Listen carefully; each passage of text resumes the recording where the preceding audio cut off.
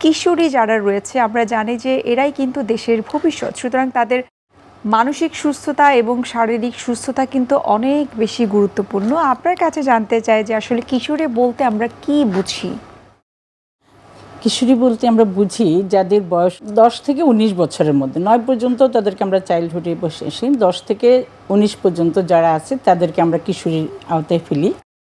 এবং এই গ্রুপটা কিন্তু কম না, পুরা পপুলেশনের 1/5 হলো কিশোরীরা। সুতরাং এদের গুরুত্বটা, সেটা শারীরিক স্বাস্থ্য হোক, মানসিক স্বাস্থ্য হোক, তারা তো ভবিষ্যতে দেশের নাগরিক হয়, বিভিন্ন পদে, বিভিন্ন দেশ পরিচালনার ক্ষেত্রে সব কিছু ক্ষেত্রেই তারা চলে আসবে।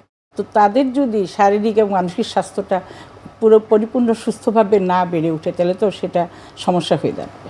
আমরা সাধারণত কিশোরী শারীরিক পরিবর্তনের পাশাপাশি কিন্তু তাদের মানসিক পরিবর্তনও হয়ে থাকে, সেই বিষয়টিকে আপনি আসলে কিভাবে দেখেন? হ্যাঁ, অবশ্যই শারীরিক পরিবর্তনটা আগে একটু বলি।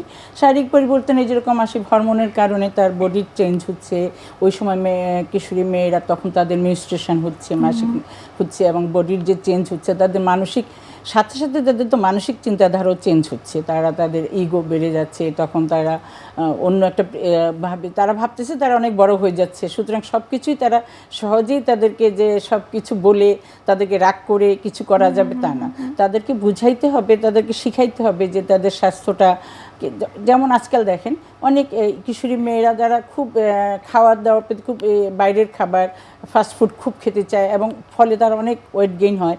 ওয়েট গেইন হওয়ার কারণে, ওয়েট গেইন কারণে ওদের বডিতে হরমোনাল প্রবলেম দেখা দেয়, তার জন্য তাদের মেনস্ট্রুয়েশন প্রবলেমগুলো হয়। এবং অতিরিক্ত ওয়েট গেইনের জন্য তাদের দেখা যাচ্ছে ওভুলেশন, মানে মেয়েদের যে মাসে মাসে ওভুলেশন হবে, মাসিক হবে, সেটা হচ্ছে না, অ্যানোভুলেশন হচ্ছে, তাদের পিরিয়ড ইরেগুলার হয়ে যাচ্ছে।